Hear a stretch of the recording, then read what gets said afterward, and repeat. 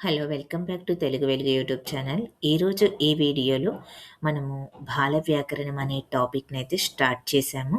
ఆ బాల వ్యాకరణంలో కొంత భాగాన్నయితే ముందు వీడియోలో అయితే నేర్చుకోవడం అయితే జరిగింది. మిగిలిన భాగాన్ని ఈ వీడియోలో చూద్దాము. మనకి ఈ బాల వ్యాకరణము రచించింది చిన్నయ సూరి గారు.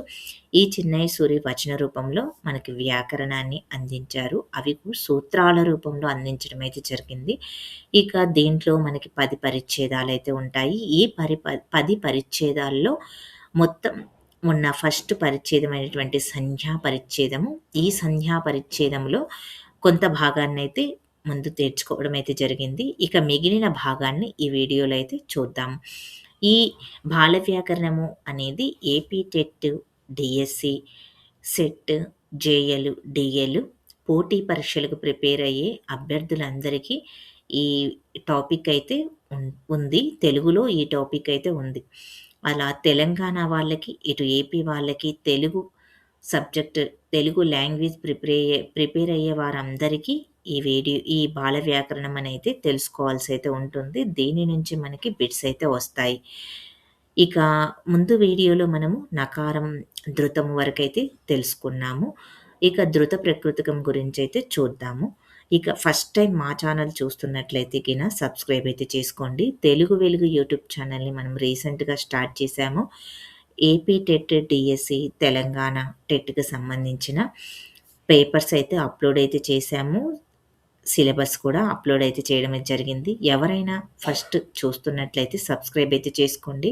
ఛానల్‌లో జాయిన్ అవ్వండి. టెట్, డీఎస్సీకి సంబంధించిన తెలుగు క్లాసెస్ అనేటివి ఈ ఛానల్‌లో అయితే ఉంటాయి. ఇక వీడియోలోకైతే ఎళ్ళిపోదాము. ఈ వీడియోలో ధృతము, ధృత ప్రకృతికము ఇంకా మిగతావైతే చూద్దాము.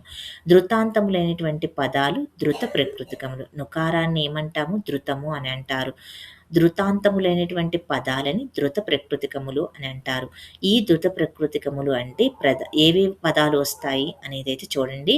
ప్రథమ విభక్తి ప్రత్యయాలైనటువంటి డూము, ఓలు మనకి ఈ ప్రథమ విభక్తికి చెందిన వాటికి మనకి ధృతము అనేది రాదు. ఇక చూడండి, ప్రథమ విభక్తి ప్రత్యయాలైనటువంటి డోమోవులు తప్ప, కయి, పట్టి, యొక్క అనేటివి తప్ప తక్కిన విభక్తులతో కూడినవన్నీ ధృత ప్రకృతికాలే. అంటే మనకి విభక్తులు అనేటివి 8 విభక్తులైతే ఉన్నాయి కదా! ఆ 8 విభక్తుల్లో నుంచి మనకి పట్టి అనేది వలన, కంటే, పట్టి అనే పంచమి విభక్తి ఉంది కదా! ఆ పంచమి విభక్తిలోనిటివి ప్లస్ ఇక్కడ ప్రథమ విభక్తిలోని డూము, ఊలకి ఈ ధృత ప్రకృతికాలు చెందవు. ఈ యొక్క షష్ఠి విభక్తిలోని యొక్క ఇవనేటివి మనకి ధృత ప్రకృతికాలు చెందవు వీటికి. ఇక మిగతా వాటికి ఎగ్జాంపుల్స్ అయితే చూద్దాం. ఇక ద్వితీయ విభక్తి నన్నున్, నుకారం వచ్చింది కదా! ఇక తృతీయ విభక్తిలో తోడన్, ఇక చతుర్థి విభక్తిలో నా కొరకున్, పంచమి విభక్తిలో వలెనన్, నా కంటెన్, ఇక షష్ఠి విభక్తిలోని నాకున్, మా లోపలన్, సప్తమి విభక్తి యందున్ అని వచ్చాయి కదా! ఇక్కడ మనకి ఇవన్నీ కూడా ధృత ప్రకృతికాలు వస్తాయి ఈ భక్తిలో. ఇక్కడ ఉత్తమ పురుష ఏకవచనం, ఉత్తమ పురుష, మధ్యమ పురుష, ప్రథమ పురుష అని మనకి 3 రకాల పురుషాలైతే ఉంటాయి. వచనాలు ఇక్కడ ఉత్తమ పురుష అంటే నేను, మేము అనే వారి గురించి, ఉన్న కర్తల గురించి, వాళ్ళు చేసే పనుల గురించి మనకు తెలుపుతుంది.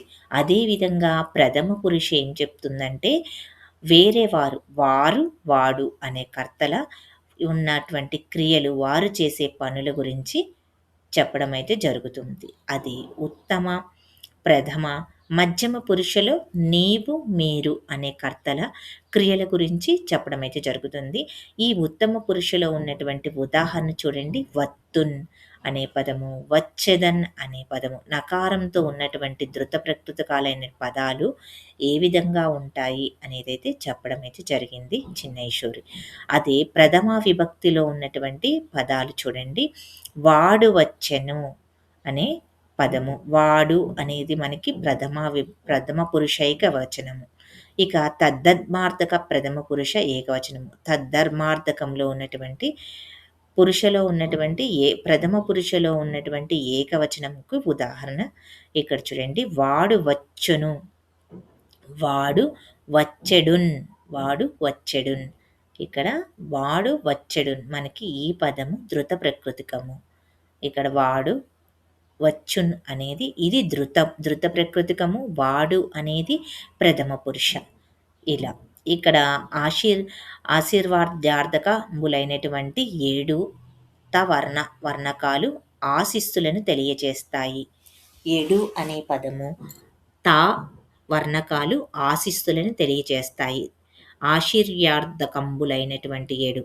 ఇక్కడ చూడండి ఉదాహరణ ప్రసన్నులయ్యడిన్, కావుతన్. ఇక్కడ తావర్ణం చూడండి, కావుతన్. వర్ణకము అంటే ప్రత్యయము అని అర్థము. వర్ణకము అంటే మనకి ప్రత్యయము అనే అర్థం. ఇక శత్రుదార్థకం చూడండి. శత్రుదార్థకము అంటే వర్తమాన కాల అసమాపక్రియ.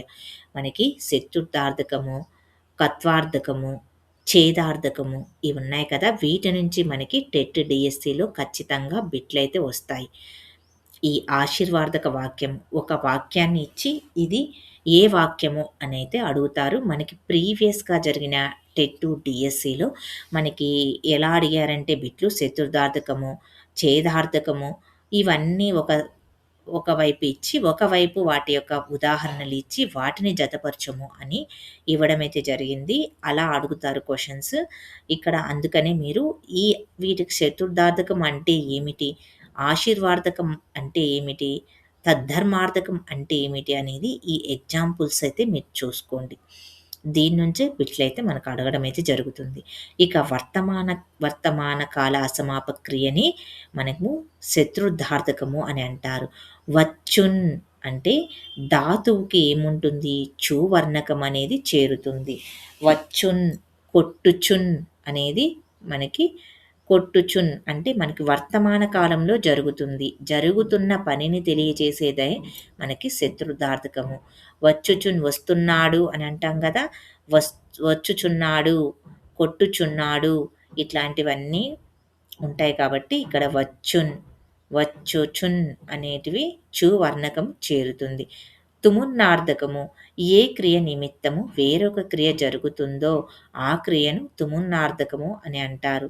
ఏ క్రియ నిమిత్తము వేరొక క్రియ జరుగుతుందో ఆ క్రియను తుమున్నార్థకము అని అంటారు. ఇక్కడ పదము నుజితో కూడి ఉంటుంది. కొట్టన్, కొట్టగన్, కొట్టు ప్లస్ నుగ్ని. ఇక్కడ తుమున్నార్థము ఏ క్రియ నిమిత్తం వేరొక క్రియ జరుగుతుందో ఈ క్రియ నిమిత్తము ఈ పనితోటి ఇంకొక పని జరగడాన్ని తుమున్నార్థకము అని అంటారు. కొట్టను, కట్టగన్ అనేటివి. అనంత్యార్థకము అంటే అనంతరము అనే భావంతో ధాతువుకు చేరే డు వర్ణకము. ఇక్కడ మనకి ఈ వర్ణకము ఇచ్చి ఇది ఏ వాక్యము అనేదైతే అడుగుతారు. ఇక్కడ కొట్టుడున్, కొట్టిన అనంతరము అనే అర్థము. కొట్టిన అనేది ఇక్కడ అనంతరము. ఛేదార్థకము, చేత్ అనే ఇది పక్షాంతరాన్ని తెలుపుతుంది. అంటే కొట్టిన పక్షమున, కొట్టిన ఎడల అనే అర్థంలో ధాతువుకు ఇనన్ అనేది చేరుతుంది. కొట్టినన్ వారు మనకు కొట్టినన్ అనేది ఇక్కడ ఛేదార్థకము కిందకైతే వస్తుంది. ఇక్కడ చూడండి మనకి ఎగ్జాంపుల్స్. వర్షాలు పడడం చేత పంటలు బాగా పండినాయి. ఇక్కడ అంటాం కదా పంటలు బాగా పండినాయి అనే ఎగ్జాంపుల్ తీసుకున్నాం.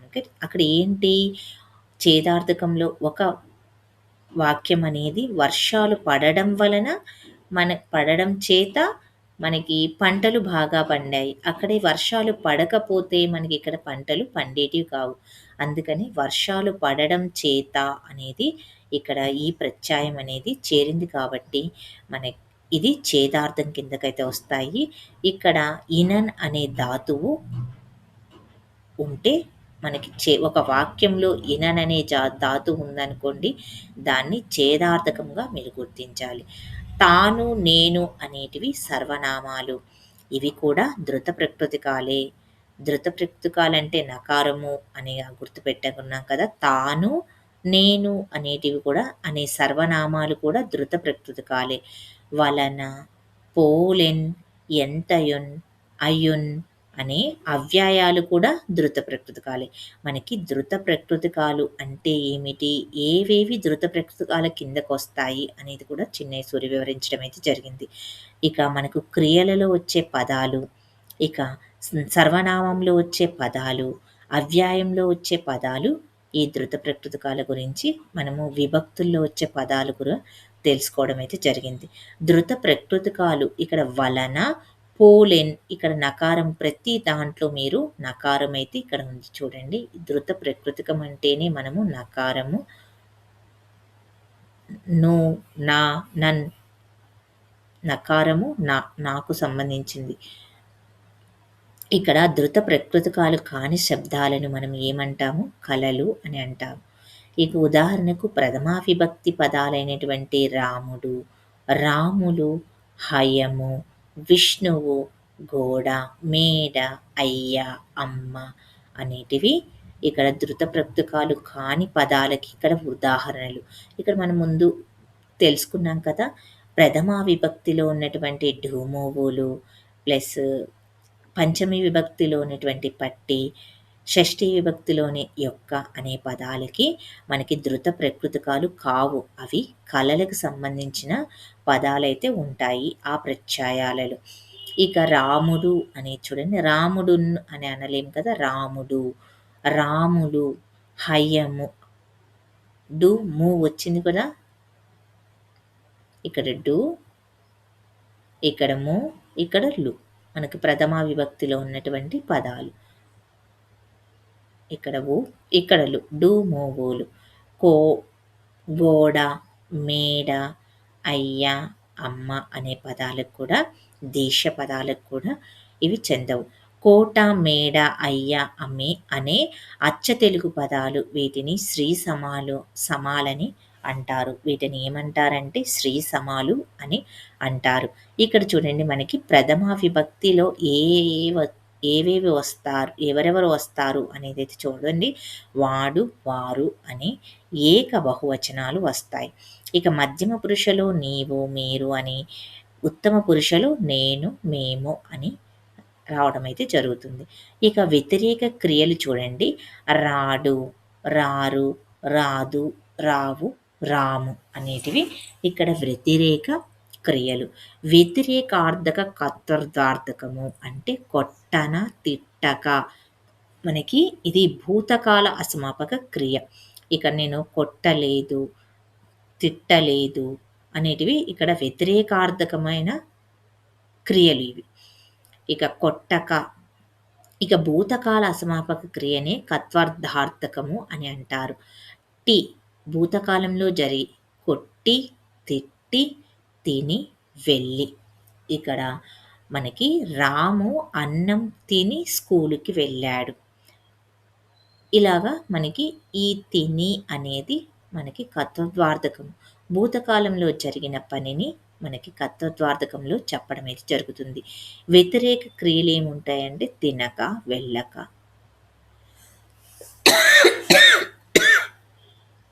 ఎత్తిలి, ఒత్తిలి భూతకాలిక అసమాపక క్రియలు, కర్తృత్వార్థకాలు. ఇక అవ్యయాలు ఊరక, మిన్నక ఇవి తృహీనమర్ధకాలు. ప్రశంసార్థకము ఏమిటి అంటే బలి అనే పదము ప్రసన్నార్థకము. సంతాపార్థక పదము ఏమిటి అంటే అక్కడ అనే పదము సంతాపార్థకం. కిమర్థకము అంటే ఎలా అనేటివి అన్ని కలలే. ఇక హశ్వం మీద ఖండ బిందువునకు పూర్ణ బిందు వైకల్పికము.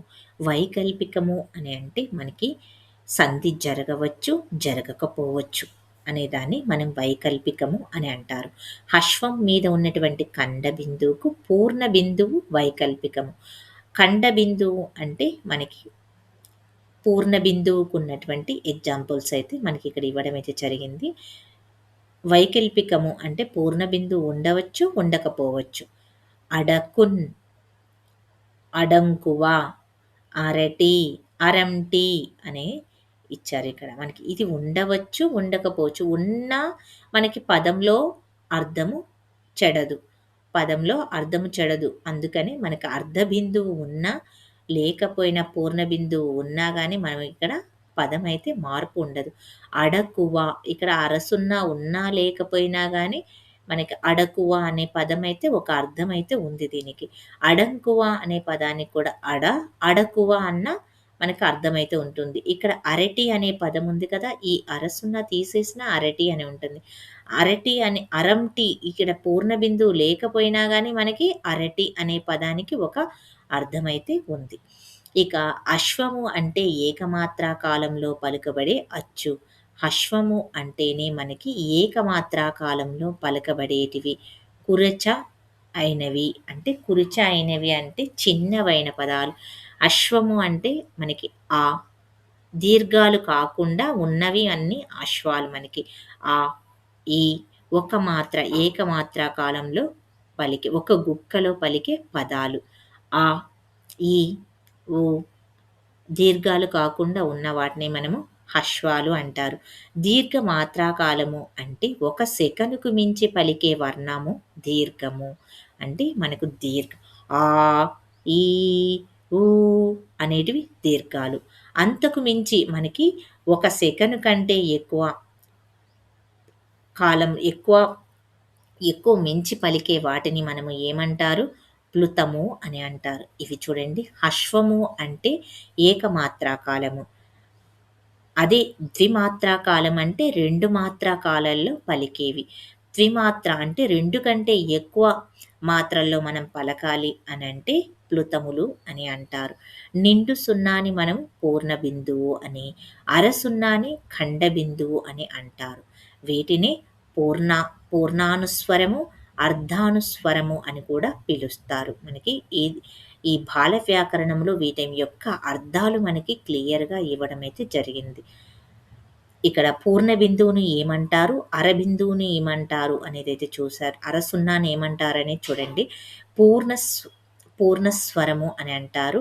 అర్ధానుస్వరము అర సున్నాని అర్ధానుస్వరమని, నిండు సున్నాని పూర్ణ స్వరము అనైతే పిలుస్తారు. ఇక వైకల్పికము చూడండి. వైకల్పికం యొక్క అర్థము. వ్యాకరణ కార్యాలు ఒకసారి జరగటము, ఒకసారి జరగకపోవటము. ఇలాంటి వాక్యాలని మనకి సంధి జరగవచ్చు, జరగకపోవడాన్ని మనము వైకల్పికము అని అంటారు. దీర్ఘం మీద సాధ్యపూర్ణము లేదు.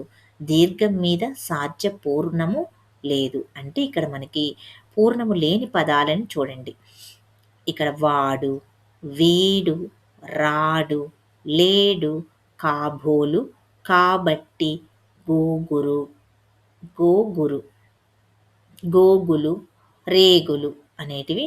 ఇక్కడ దీర్ఘం మీది సాధ్య పూర్ణము లేదు. సాధ్య పూర్ణ బిందువు అనేది ఇక్కడ లేదు మనకి.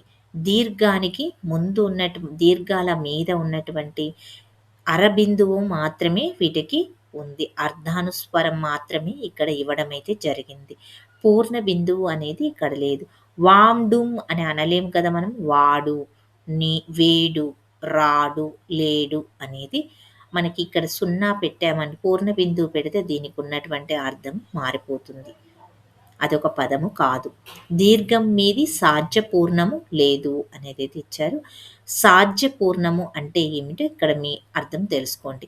వ్యాకరణ కార్యాలని సాధించదగిన నిండు సున్నా అంటే ఇక్కడ సాధ్యపూర్ణము అంటే మనం వ్యాకరణ కార్యాలని సాధించదగిన నిండు సున్నాని మనము సాధ్యపూర్ణము అని అంటారు. అంటే నిండు సున్నాని మనము సాధ్యపూర్ణము అని అంటారు. దీర్ఘం మీద సాధించిన నిండు సున్నా ఉండదు. దీర్ఘము మీద సాధించిన నిండు సున్నా ఉండదు. దీర్ఘాల ముందు మనకి నిండు సున్నా అనేది ఉండదు. దీర్ఘాల తరువాత మనకి నిండు సున్నా అనేది రాదు. అర సున్నా ఉంటుంది. దీర్ఘాల తరువాత మనకి అర సున్నా ఉంటుంది. సిద్ధ బిందువు ఉండవచ్చు. మనకి సిద్ధ బిందువు ఉండవచ్చు. కానీ దీర్ఘం తరువాత మనకి నిండు సున్నా మాత్రం రాదు. అర సున్నా మాత్రము రావచ్చు. ఇక మనకి కొన్ని ఎగ్జాంపుల్స్ ఇచ్చి ఆహ్, మనకి సాధ్యపూర్ణము అంటే ఏమిటి? దీర్ఘం మీద సాధ్యపూరణము ఉంటుందా? లేదా? అనే క్వెషన్స్ అయితే అడుగుతారు. సిద్ధ బిందువు అంటే చూడండి, శబ్ద సహజమైన బిందువు అంటే 0. ఉదాహరణకు నారింజ, అడ్డంకి మొదలైన పదాలు. ఇక్కడ సిద్ధ బిందువు అంటే నారింజ. ఇక్కడ మనకి శబ్దం సహజంగా ఉంటుంది ఈ బిందువులో. నారిజ అని అనలేం కదా మనము. నారింజ అనేది మనకి ఇక్కడ కంపల్సరీగా 0 అనేది ఉండాలి. అడగి అనేది అనలేం కదా! అడ్డంకి అని మనం అనాలి. మొదలైన పదాలని సిద్ధ బిందువు అని అంటారు. సిద్ధ బిందువు అనేది ఉండొచ్చు కానీ మనకి వ్యాకరణంలో దీర్ఘాలకి దీర్ఘాలకి మనకేముండాలి? దీర్ఘాలకి వ్యాకరణకారం సాధించదగినది నిండు సున్నా. దీర్ఘం మీద సాధించ సాధించిన నిండు సున్నా ఉండదు. దీర్ఘాలకి మనకు నిండు సున్నా అనేది ఉండదు. హ్రస్వాలకి మాత్రమే ఉంటుంది. దీర్ఘాలకి నిండు సున్నా ఉండదు. ఏముంటాయి? అర సున్నా ఉంటుంది. ఇక సిద్ధ బిందువు ఉండవచ్చు. అరసున్న ఉండవచ్చు. ఇక దీర్ఘం మీది సాధ్యపూర్ణము లేదు. దీర్ఘం మీద సాధ్యపూరణం లేదు. అంటే నిండు సున్నా అనేది దీర్ఘానికి ఉండదు. అంటే అరసున్నా ఉండవచ్చు. మనకి అరసున్నా ఉండవచ్చు. సహజమైనటువంటి నిండు సున్నా ఉండవచ్చు. సహజంగా వచ్చే సిద్ధ బిందువు అనేది సహజంగా నారింజ, అడ్డంకి అన్నాం కదా! ఇక్కడ నిండు సున్నా ఉండవచ్చు. హశ్వం మీద సాధ్యపూర్ణము ఉండవచ్చు. హశ్వానికి మనకి ఉండవచ్చు. అంటే మామూలు మనకి హశ్వాక్షరాలకి స్ మనకి పూర్ణ సున్నా ఉండవచ్చు. ఇక పూచెం కలువలు అని చూడండి. పూచెను ప్లస్ కలువలు. పూచెను కలువలు. పూచం కలువలు. ఇక్కడ మనకి నిండు పూర్ణ సున్నా ఎక్కడ ఉంది? పూర్ణం పూచెం ఇక్కడ ఇది చెం అనేదేంటి ఇక్కడ మనకి? హశ్వము. హశ్వముకి తర్వాత మనకి సున్నా రావచ్చు. దీర్ఘానికి సున్నా రాదు. యకారం కానీ, ఉ, ఊ, ఓ, ఓలు కానీ తెలుగు మాటలకు మొదట ఉండవు. యకారానికి కానీ, ఊ, ఊ, ఓ, ఓలకు కానీ తెలుగు పదాలకు మొదట ఉండవు. ఎవడు, ఎక్కడ, ఊరు, ఉండ, ఒకడు, ఓడ అనే అచ్చులని వాడాలని అర్థం. ఇక్కడ యకారానికి ఊ, ఊ, ఓ, ఓలు కానీ తెలుగు మాటలకి మొదట ఉండవు అని ఇచ్చారు చూడండి. ఎవడు అంటే మనము ఈ యా అనేది ఉపయోగించం. అచ్చులని మాత్రమే ఇక్కడ ఉపయోగించడం అయితే జరిగింది. ఎవడు. ఇక్కడ ఎక్కడ అన్నప్పుడు మనము ఈ యా ఉపయోగించలేదు. హల్లు ఉపయోగించకుండా మనం ఇక్కడ ఏమి ఉపయోగించాము? అచ్చును ఉపయోగించడం అయితే జరిగింది. ఇక్కడ ఊరు అన్నప్పుడు ఈ వావ్ ఉపయోగించకుండా మనము ఊరు అనకుండా మనం ఏమంటున్నాము? ఈ అచ్చును ఉపయోగిస్తున్నాము. ఉండ, ఒకడు. వా బదులు మనం ఏమి ఉపయోగిస్తున్నాము? ఓ ఉపయోగిస్తున్నాము. ఇక్కడ ఓ అన్నప్పుడు మనకి ఓ కాకుండా, హల్లు కాకుండా అచ్చుని ఉపయోగించడం అయితే జరిగింది. ఇక్కడ మనము వీటికి యకారం కానీ, ఊ, ఊ, ఓ, ఓలు కానీ తెలుగు మాటలకి మొదలు ఉండవు. వీటికి తెలుగు పదాలకి వీటిని ఏమి ఉపయోగిస్తాము? ఏ అనే పదాల అచ్చులను మాత్రమే వాటికి అచ్చులని ఉపయోగించాలి. ఇక్కడ సంధిలో వచ్చే యకారము, వకారాలు తప్ప మిగిలిన చోట తెలుగు మాటలకి మొదట రావు. తెలుగు పదాలకి ముందు మనకి హల్లులు రావు. ఈ యా, ఊ అనే హల్లులు కాకుండా అచ్చులు ఉపయోగించాలి అని ఇక్కడ చిన్నయ్య సూర్య అయితే చెప్తున్నారు. ఇక్కడ యకారము, వకారము మనకి సంధిలో రావచ్చు కానీ, అదే తెలుగు మాటలకు మాత్రము మొదట అంటే మనకి పదం యొక్క మొదట అనేవి రావు. ఏమొస్తాయి? అచ్చులు మాత్రమే వస్తాయి. ఇక్కడ హరి అతడు, నిద్రవోలే అనేటివి ఉదాహరణలు. అంటే ఇవి యతడు అనేది మనకి ఇక్కడ హరి ప్లస్ అతడు, హరి, యతడు.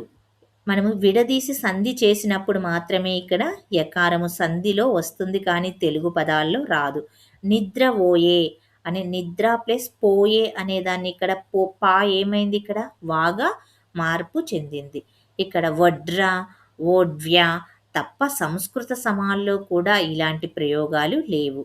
మనకి సంస్కృత సమాలలో కూడా ఇలాంటి పదాలను మాత్రము ఉపయోగించలేదు. అదే యా, రా, లావాలు లఘువులని, అలఘువులని 2 రకాలున్నాయి. మనకి యా, రా, లావాలు లఘువులు అని, అలఘువులు అని 2 రకాల పదాలైతే ఉన్నాయి. తేలికగా పలుకబడే వాటిని లఘువులు అని, ఊది పలుకబడే వాటిని అలఘువులు అని అంటారు. తేలికగా పలుకబడే వాటిని లఘువులని, ఊది పలికే వాటిని అలఘువులు అని అంటారు. లఘు ఉన్నటువంటి యకారానికి, ఇక్కడ యకారానికి చూడండి లఘు ఉన్నవి హరి, యతడు. ఇక్కడ హరి, అతడు. ఇక్కడ మనకి తేలికగా హరి, అతడు అని పలుకుతున్నాము. అలగు అలగు యకారం ఏ విధంగా ఉంటుందంటే కాయ సంధి వశాన వచ్చే యకారము లఘువు, సహజ యకారము అలఘువు. ఇక్కడ కాయ అనైతే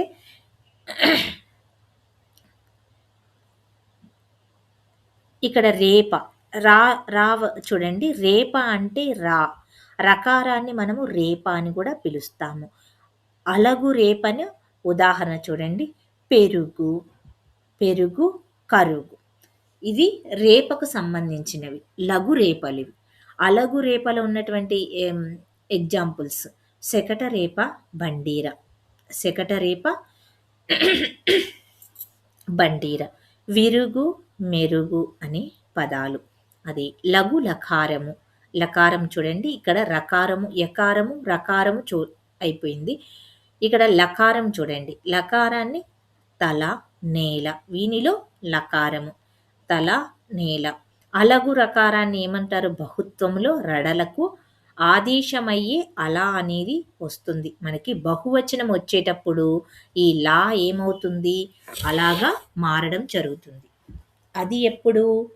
లకారం ఉన్నటువంటి లఘు రకారానికి కాదు, అలగు రకారం. అంటే మనకు ఊది పలికే పదాలకి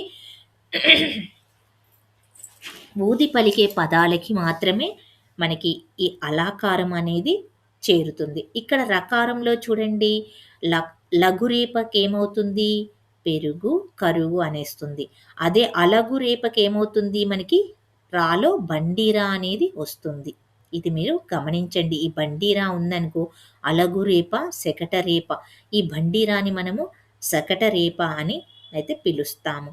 విరుగు, మెరుగు అని వస్తుంది. అంటే ఊది పలుకుతాం. విరుగు, మెరుగు. మీరు పలికేటప్పుడు చూడండి పెరుగు, కరుగు అని ఉపయోగిస్తాము.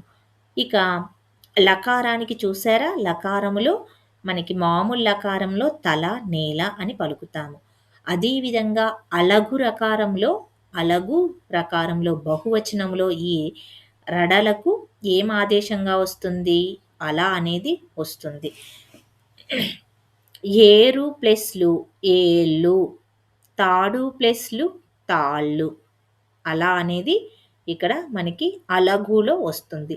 లఘు వకారం. ఇక్కడ లఘు వకారం చూడండి. మనము యా, రా, లా వరకు అయితే చూసాము. ఇక్కడ యా, రా, లా వరకు ఉన్నటి లఘువులు, అలఘువులు పదాలనైతే ఉదాహరణగా చూస్తున్నాము.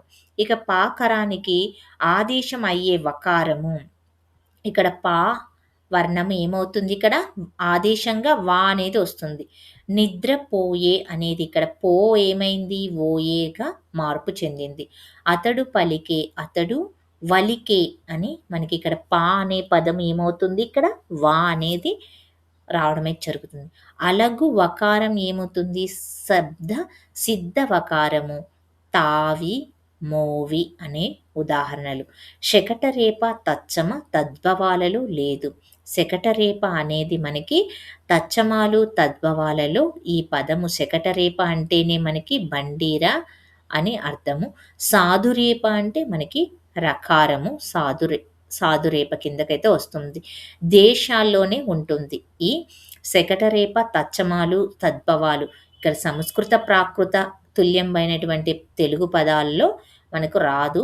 ఇక దేశాల్లో మాత్రమే శకటరేప అనేది వస్తుంది. ఆగమము అంటే ఏమిటి అంటే, అంటే వర్ణ ఆధిక్యము. ఆగమము అంటే వర్ణము వచ్చి చేరడాన్ని ఆగమము అని అంటారు. ఈ ఆగములో వర్ణము మిత్రునిలాగా అధికంగా వచ్చి చేరుతుంది. ఇక్కడ ఆగమము అనే పదంలో మనము విడదీసి సంధి చేసేటప్పుడు మనకు ఆధిక్యం అనేది వస్తుంది. ఒక పదము విడదీసినప్పుడు మిత్రునిలాగా వచ్చే పదాన్ని మనం ఆగమము అని అంటారు చూడండి. ఎగ్జాంపుల్ హరి ప్లస్ అతడులో యై అనే ఆగమము వచ్చి హరి యతడు అని మనకి ఇక్కడ మారడం అయితే జరిగింది. ఇలాగా టుగాగమము, నుగాగమము, రుగాగమము లాంటివన్నీ కూడా ఆగమ సందులు. ఇవి ఆగమంగా వస్తాయి. ఇక్కడ మనకి హరి యతడు అని, హరి అతడు అనే పదంలో హరతడు అని రావాలి కదా! ఇక్కడ రాకుండా హరతడు అని రాకుండా మనకిక్కడ యా అనే కొత్త పదం వచ్చి చేరింది. దీన్ని మిత్రునిలాగా వచ్చి చేరింది కాబట్టి దీన్ని ఆగమము అని అంటాము. ఇవి ఉన్న సందులు ఏమిటంటే మనకి టుగాగమము, నుగాగము, రుగాగమం సందుల్లో ఈ విధంగా ఆగమంగా పదాలైతే వర్ణమైతే వస్తుంది. ఒక వర్ణము మిత్రునిలాగా అధికంగా వచ్చి చేరడాన్ని ఆగమము అని అంటారు. ఆగమము ఆదేశానికైతే మీరు తెలుసుకోండి. ఆగమము అంటే మిత్రునిలాగా రావడము. ఆదేశము అని అంటే శత్రువులాగా వచ్చి చేరడము. ఆగమము అనే పదము మిత్రుడిలాగా ఉంటుంది. అంటే ఆ పదంలో మనకి కలిసిపోతుంది. ఇది షె ఆదేశము అంటే దాంట్లో ఉన్న వర్ణము శత్రువులాగా వస్తుంది. ఇక్కడ చూడండి ఉదాహరణ అతడు పలికే, అతడు వలికే అనే పదము స్థానంలో వచ్చి చేరింది. ఇక్కడ మనకి ఆ స్థానంలో ఏమొచ్చి చేరింది? యా వచ్చి చేరింది. ఇక్కడ అతడు పలికే, అతడు పలికే అనే పదంలో అతడు వలికే ఇక్కడ మనకి ఆగమంగా ఆదేశంగా వచ్చింది ఏమిటి అంటే అనేది రావడం అయితే జరిగింది. అంటే ఇక్కడ 2 పదాలు ఇక్కడ అతడు అనే పదం రావడాన్ని యతడు అనే పదము ఒకే పదంలో రావడం అయితే జరిగింది. ఇక్కడ ఆదేశంగా వచ్చే అతడు వలికెను అని అన్నప్పుడు ఇక్కడ అతడు ఒక పదము, వలికెను అనే పదము ఒకటి. శత్రువులాగా వచ్చి చేరింది. ఇక్కడ తచ్చమాలు అంటే ఏమిటి చూడండి. ఆదేశము అంటే శత్రువు, ఆగమము అంటే మిత్రువు అనేది గుర్తుపెట్టుకోండి. ఇక్కడ సంస్కృత ప్రాకృత తుల్యంబగు భాష తచ్చమము. అంటే సంస్కృతము, ప్రాకృతం పదాలతో వచ్చినటువంటి భాషనే మన భాషలో ఉన్న పదాలని తచ్చమాలు అని అంటారు. ఉదాహరణ చూడండి రాముడు, విద్య విద్య, ధేనువు, గౌ అంటే గోవు అనే పదాలు. ఈ సంస్కృత పదాల నుంచి మనకి ఈ తచ్చమాలు అనేటివి తెలుగులోనికి రావడం అయితే జరిగింది. సంస్కృత ప్రాకృత తుల్యంబగు భాష ఏమిటి అని అయితే అడుగుతారు. వీటిని తత్సమము అంటారు. తత్సమాలని ప్రకృతులు అని మనం పిలవడం అయితే జరుగుతుంది. సంస్కృత సమము, ప్రాకృత సమము, తుల్యం అంటే సమమని అర్థము. తుల్యము అంటేనే మనకి సమము అని అర్థం. అయినా భాష తచ్చమము అంటే సంస్కృత ప్రాకృతాలతో సమమని అర్థము. ఈ తచ్చమము అనేది మనకి ప్రకృతులు అనేటివి సంస్కృత ప్రాకృతాలతో సమానమైనటువంటి పదాలు అని అర్థము. ఇక సంస్కృత ప్రాకృత పదాలకు తెలుగు విభక్తులు చేరడము, చిన్న చిన్న మార్పులు కలగడమే తచ్చమాల స్వభావము. ఇక్కడ మనకి సంస్కృత ప్రాకృత పదాలకి ఏమవుతాయి? తెలుగు విభక్తులు చేరుతాయి. చేరడం వలన చిన్న చిన్న మార్పులైతే జరుగుతాయి. దాన్నే తచ్చమాల యొక్క స్వభావము అంటారు. ఇక్కడ అగ్నిహి అన్నాం కదా! అగ్గి. ఇక్కడ ఏమైతుంది? ఇక్కడ ఇది సంస్కృత పదము. ఇక్కడ అగ్గికి గావొత్తిస్తున్నారు కదా! ఇదేమైతే ప్రాకృతిక పదము. ఇది సంస్కృత పదం. ఇది ప్రాకృతిక పదము. మనకి ఇప్పుడు తెలుగులోనికి వచ్చేటప్పటికి ఏమైంది? అగ్గిగా మారింది. ఇక్కడ గీకి గావొత్తు ఇక్కడొచ్చేసింది. ఇక్కడున్న పదంలో నకారం నావొత్తు తీసేశారు. విసర్గని తీసేశారు. ఇక్కడ అగ్గి అని రావడమైతే జరిగింది. ఈ అగ్గి అనే పదము మనకి తత్సమం. ఇక్కడ కింద ఇచ్చారు. ఇక్కడ తెలుగు పదంగా మనకి ఈ విధంగా మారింది. శృంగారము, శృంగారః, సింగారము. ఇది సంస్కృత పదము. ఇది ప్రాకృత పదము. ఈ తెలుగు పదం ఏ విధంగా మారింది? సింగారము అనే పదము ఏర్పడమైతే జరిగింది. ఇవి తెలుగు పదాలు. ఇక తద్భవము చూడండి. తద్భవము అంటే సంస్కృత ప్రాకృతం భవమగు భాష తద్భవము. అంటే సంస్కృత ప్రాకృతాల నుండి పుట్టింది అని అర్థము. సంస్కృత ప్రాకృతం భవమగు భాష తద్భవము. అంటే సంస్కృత ప్రాకృతాల నుండి పుట్టిందని అర్థము. ఇక్కడ ఆకాశః, ఆకాశము అంటే సంస్కృతం భవము. ఈ పదము సంస్కృతంలో ఉన్న పదము సంస్కృతం భవమైంది. సముద్రము, సంద్రము అనేది సంస్కృత భవము. ఇక్కడ రాగరహ, ఇంగార అనే పదము ఇంగలం అనే ప్రాకృతం భవము అయింది. మనకి తత్సమాలు, తద్భవాల నుంచి మనకు ప్రకృతులు, వికృతులుగా ఏ విధంగా మారాయి అనేదైతే ఇక్కడ వరకైతే తెలుసుకున్నారు. ఇక నెక్స్ట్ వర్ణ లోపము, వర్ణ ఆగమము, వర్ణ దేశ్యము, వర్ణ వ్యత్యాసము. మనకి ఈట నుంచి ఎలాంటి బిట్స్ అడుగుతారు అని అంటే ఇక్కడ మనకి కొన్ని పదాలిచ్చి ఇవి వర్ణ లోపం ఏముంది దీంట్లో, ఈ పదము వర్ణ ఆగమం ఏ విధంగా వచ్చింది అనేవి అడుగుతారు. ఇవి మనకి సెట్టులో వస్తాయి బిట్స్. డీఎస్సీలో వస్తాయి. టెట్‌లో గూడా ఇలాంటి టైప్స్ బిట్స్ అయితే మనకి రావడం అయితే జరుగుతుంది. అందుకనే మీరు వ్యాకరణాన్ని బాగా చదవాలి. ఈ వ్యాకరణం అనేది మనకి చాలా ఇంపార్టెంట్ అయిన టాపిక్. దీంట్లోనే మనకి 60% దాకా బిట్స్ అయితే ఉంటాయి. మొత్తం ఓవరాల్‌గా తెలుగుకు సంబంధించి ఈ బాల వ్యాకరణం నుంచి మొత్తం 60% దాకా బిట్లయితే ఉంటాయి. తమరసం అనేది ఇచ్చారు. తామర అనేది తద్భవము. ఇది లోపము తమరస అనే సంస్కృత పదం నుంచి తా తామర అనే తద్భవము అనే పదము ఉద్భవించింది. అదేవిధంగా రథః అనే పదం సంస్కృత పదంలో నుంచి అరథం అనే తద్భవము. ఇక్కడ ఆగమము ఏమేర్పడింది? అనేది ఇక్కడ మనకి ఆగమంగా వచ్చింది. వర్ణ లోపము తామరసం అంటే ఇక్కడ సమ్ అనే లోపం జరిగింది ఇక్కడ. సమ్ అనే పదం ఇక్కడ లోపం జరిగింది కాబట్టి తామర అనేది తద్భవము వచ్చింది. ఇక్కడ వర్ణ ఆగమము ఇక్కడ పదంలోనే ఉంది. ఇక్కడ లోపం అంటే వర్ణం ఒకటి లోపించడాన్ని లోపము అని అంటారు. వర్ణము ఆగమము అంటే వర్ణము రావడం. అరధము అనేది ఇక్కడ మనకి తద్భవము. ఇక్కడ అనే పదము ఇక్కడ ఆగమంగా వచ్చింది. ఇక్కడ వర్ణము అదనంగా వచ్చి చేరింది. ఇక్కడ వర్ణ ఆదేశము అంటే ఆదేశం అవ్వడము. వర్ణము రావడం. పుడవి ప్రాకృతిక పదము. ఇక్కడ ఏమైంది? పుడమి అనే తద్భవంగా మారింది. ఇక్కడ వి స్థానములో మీ అనే పదము ఆదేశముగా వచ్చింది. ఆదేశము అనంటే మనకి శత్రువులాగా వచ్చి చేరడం కదా! ఇక్కడ మీ అనేది వి స్థానంలో మనకి పుడవి రాకుండా మనకి ఇక్కడ ఏమైంది? మీ అనే వేరొక పదము రావడం అయితే జరిగింది. ఇక్కడ ఆదేశము, వర్ణ ఆదేశము జరిగింది ఇక్కడ. వర్ణ వ్యత్యాయము అంటే పారావతం అని సంస్కృత పదము పావురంగా మారింది. వర్ణ వ్యత్యాయం పారావతం అనేటివి వర్ణాలు అటు ఇటుగా మారడం. వర్ణాలు అటు ఇటుగా మారడాన్నే మనము వర్ణ వ్యత్యాయము అని అంటారు. వక్ర, వంకర, స్తంభము, కంభము ఇలా వర్ణ లోపము, ఆగమము, ఆదేశము, వర్ణ వ్యత్యాయము మొదలైనటువంటి కొద్ది మార్పులతో ఏర్పడింది తద్భవ భాష. మనకి తత్సమము, తద్భవము అంటే మనకి దీంట్లో వర్ణ లోపము, ఆదేశము, వర్ణ వ్యత్యాయాలు అన్నీ కూడా మనకి తద్భవాలలో జరుగుతాయి. అవి కూడా తద్భవాలని మనము ఏమంటాము? వికృతులు అని కూడా పిలుస్తాము.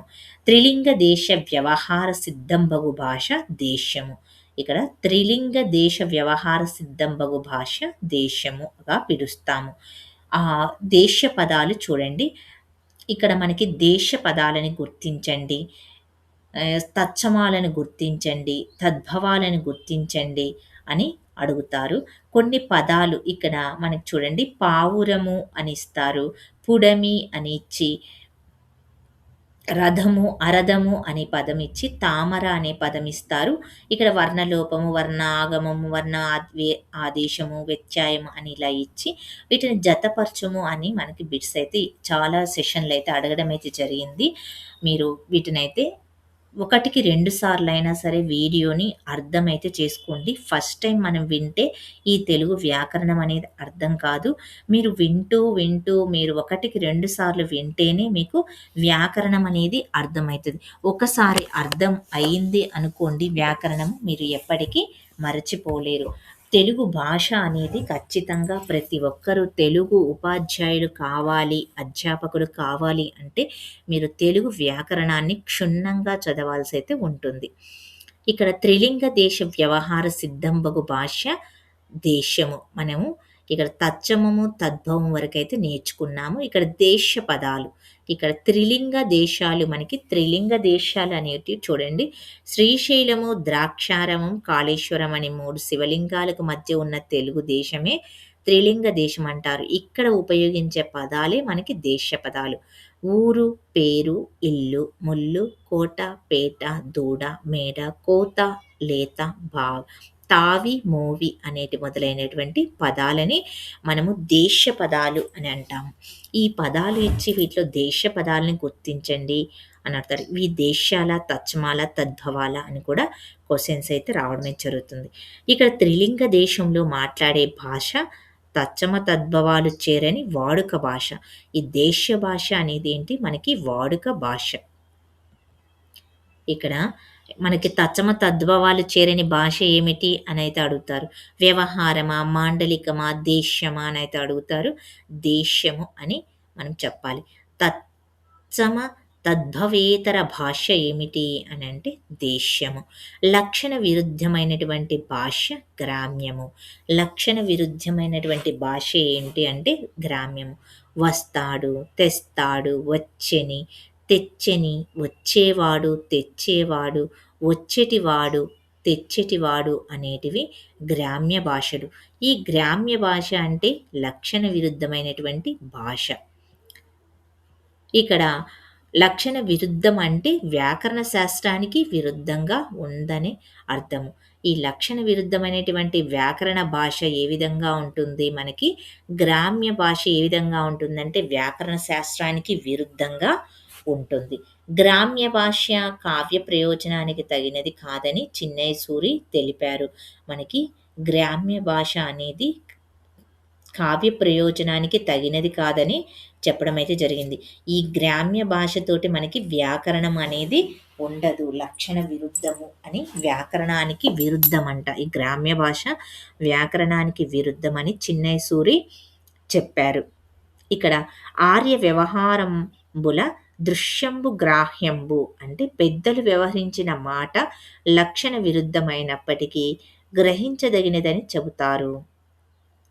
ఇక ఖరకంఠుడు, జీవకర్ర, ప్రాణగొడ్డము, కపిల కన్నులు, కపిల గడ్డము అనేటివి, కపిల జడలు అనేటివి మనకి ఆర్య వ్యవహారంలో ఉన్నటువంటి దృశ్యంబు గ్రామ్యంబు గ్రామ్య పదాలు.